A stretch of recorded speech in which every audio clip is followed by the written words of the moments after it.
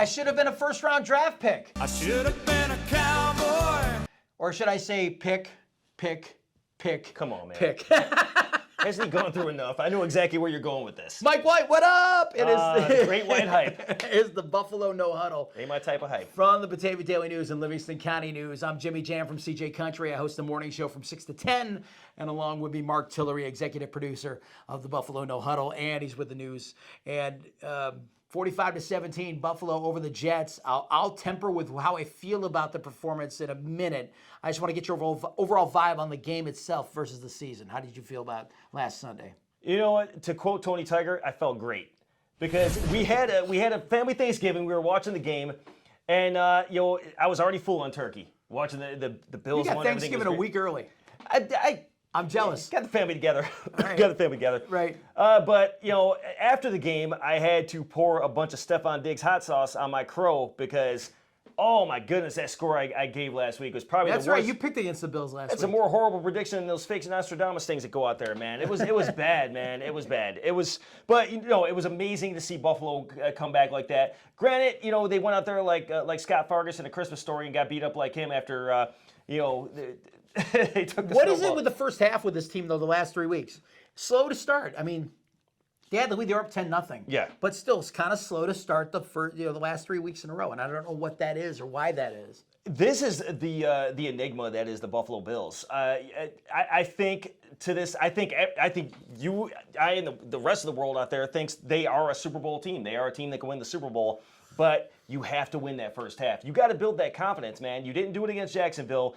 The Jets, you're lucky, are that team that's going to lay an egg almost every week, and they're just that team that's going to get beat up on all the time from what we're seeing now. But I just would love to see Buffalo open it up in the first half and show that they could beat up a team the entire game. But this is that team right now, and they're still unfortunately in that learning zone. Yeah. I know. I'm at loss for words too, because sometimes when I think about this team, you said, we think they're a team that can win the Super Bowl. They could, but right now the Titans are in control of the conference. They really are. They got a cake schedule the rest of the way. Buffalo's getting into the meat of some really tough opponents coming up. And let's be honest. Let's look at who they've beaten this season. Let's look at their performance. Let's look at overall. They beat up on the weak. Sometimes they couldn't even do it to Jacksonville that one time, and so they got to beat a team with a winning record. Kansas City has that now, right. But they were in a funk when they played them.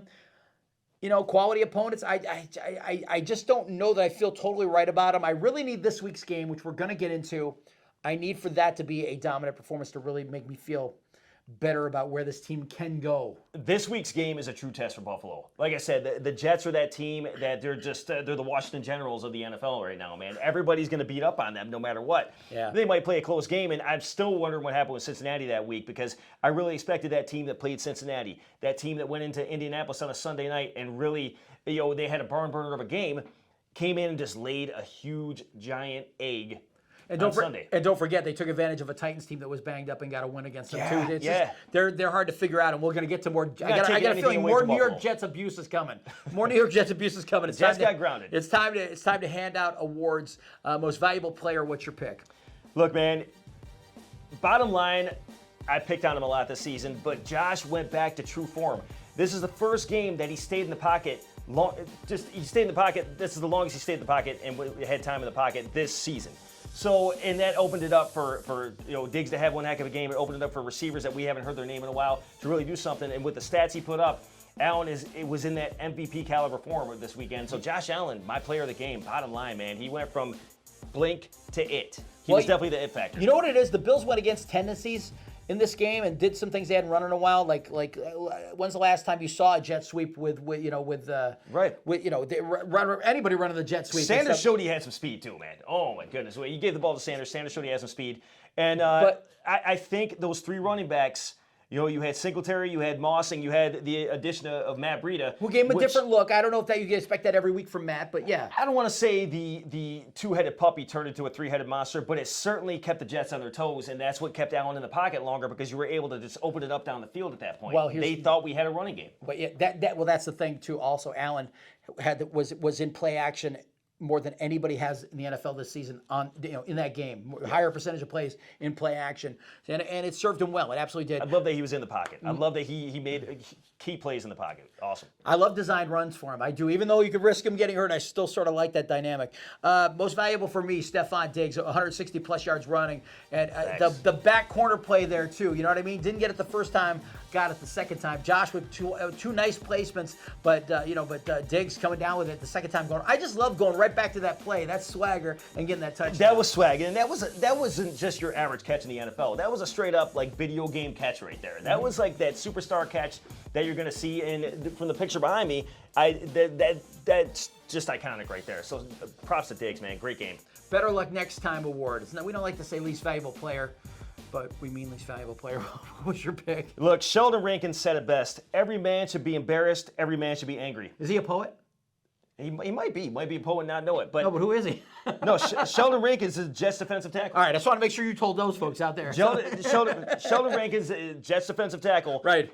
Just the team's embarrassed right now, and better luck next time goes to the entire Jets team because wow. I'm one of those people that talked them up. They beat the Bengals, which is one of my top 3 teams, a couple weeks back. Yep. And they gave the Colts a run for their money on that Sunday night game in primetime, and they just did not deliver anything. I mean, they delivered a first half against the Bills. Don't get me wrong, but it was horrible. It was just horrible. My better luck next time goes to Jets quarterback Mike White. I am going to dial down the problem. Now, look, it's one thing.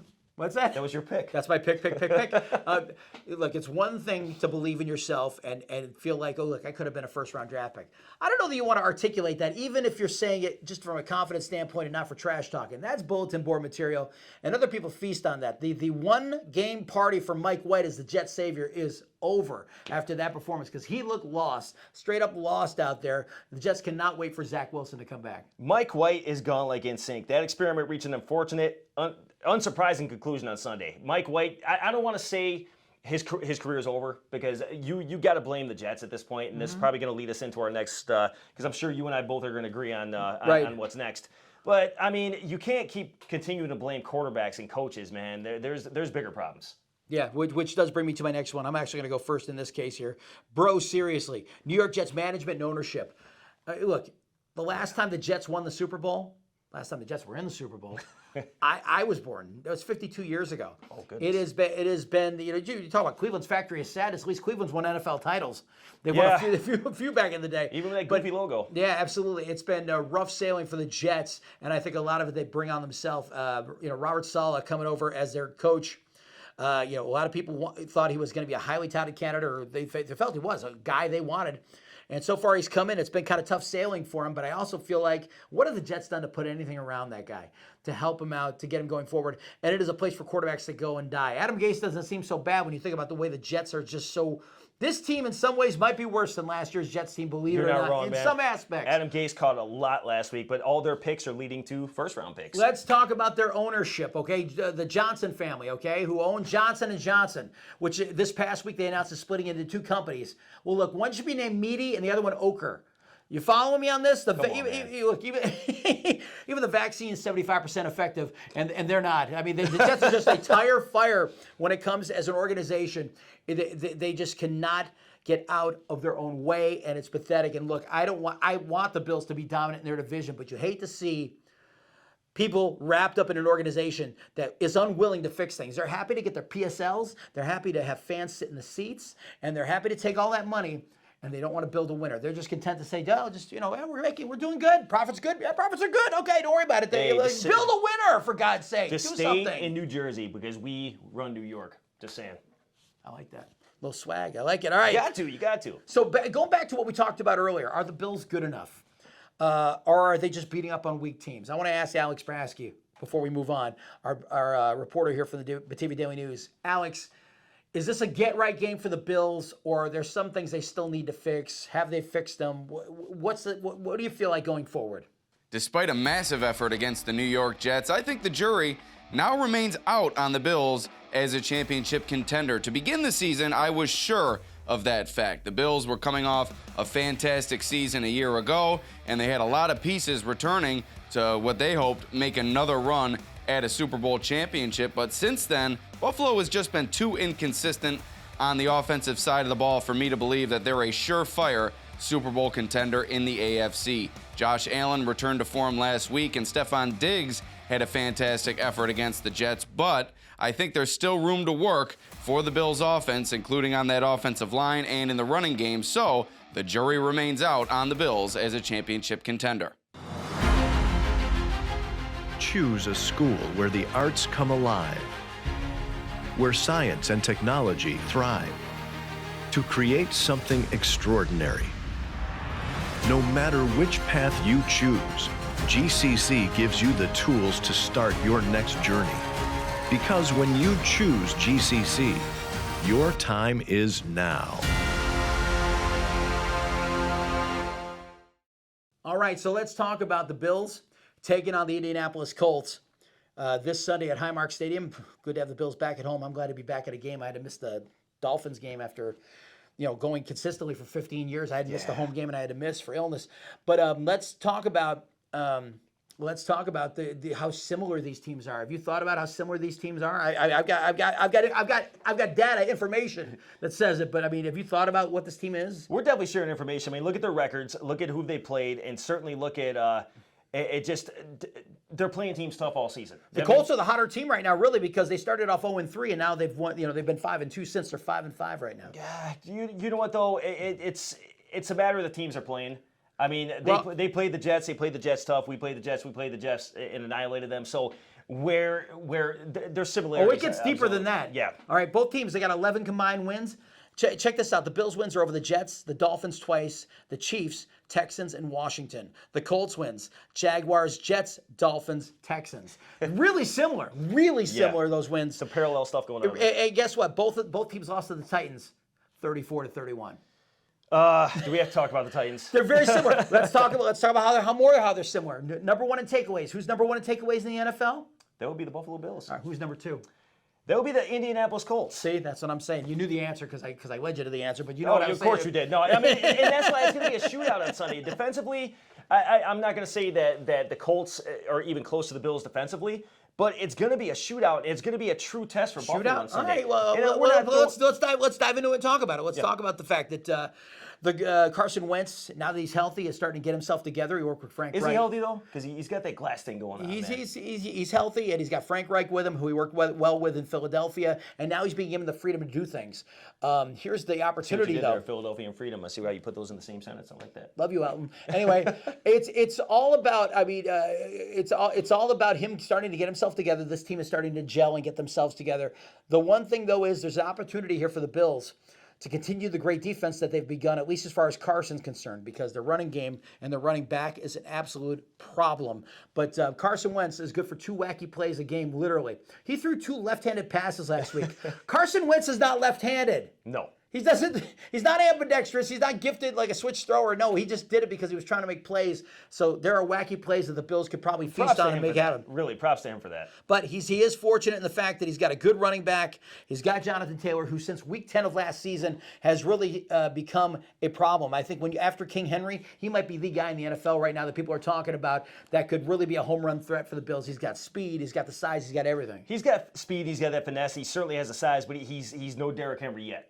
I mean, Derrick Henry knocked the Buffalo Bills over. We saw this. It wasn't good with some of those runs that he got. I mean, we won't talk about the refs helping one of those runs, but when you look at it, Taylor is definitely not Henry, and I think if Buffalo stops him early and stops Wentz early, it's going to be a good day for Buffalo.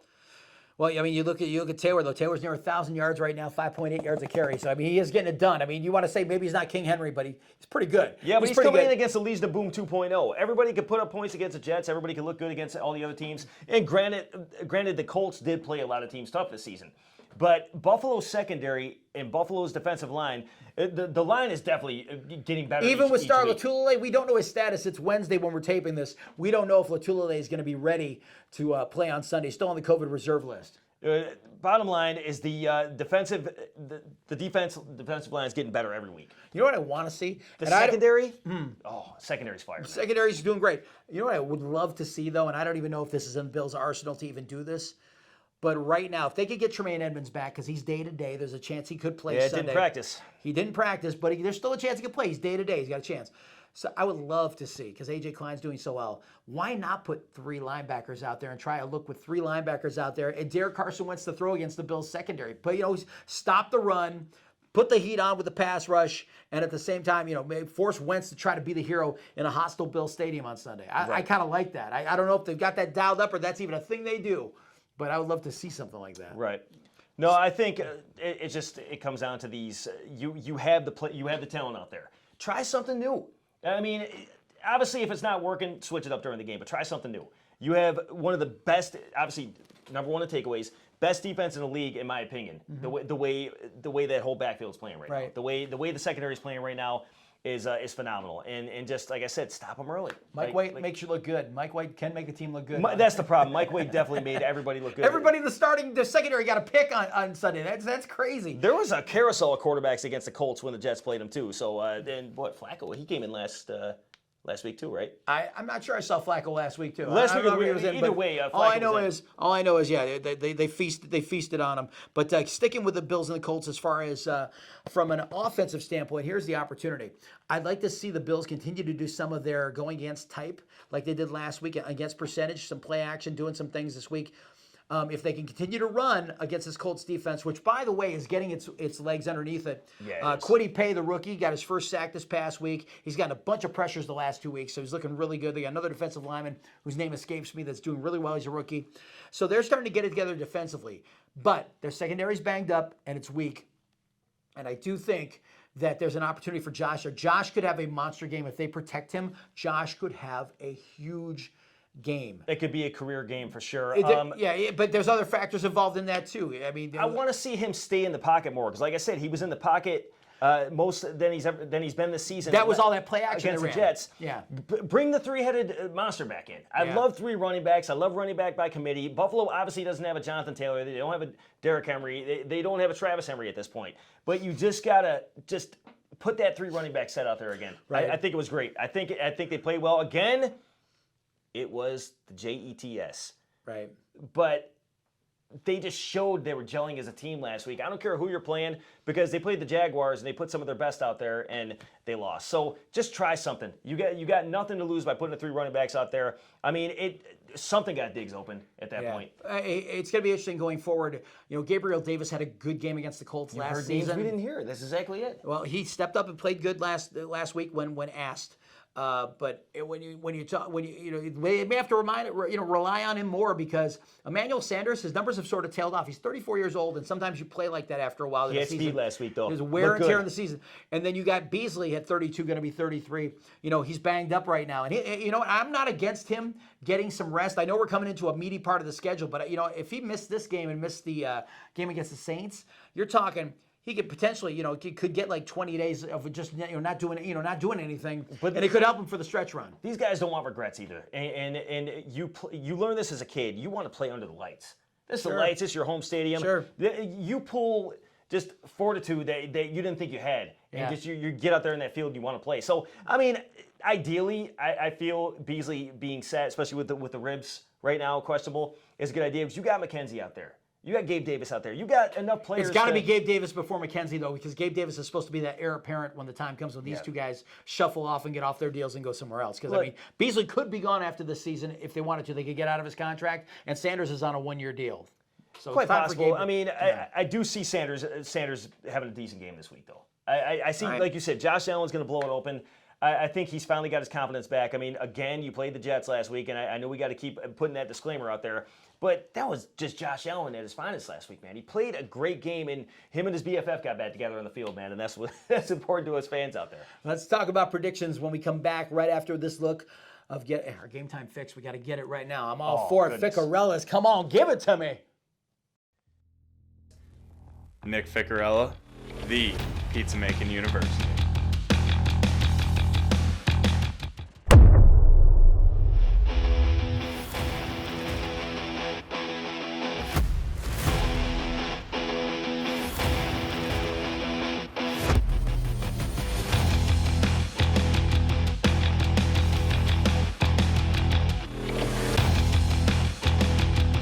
Okay, maybe that was a bit much, but I love pizza. It's time for predictions now.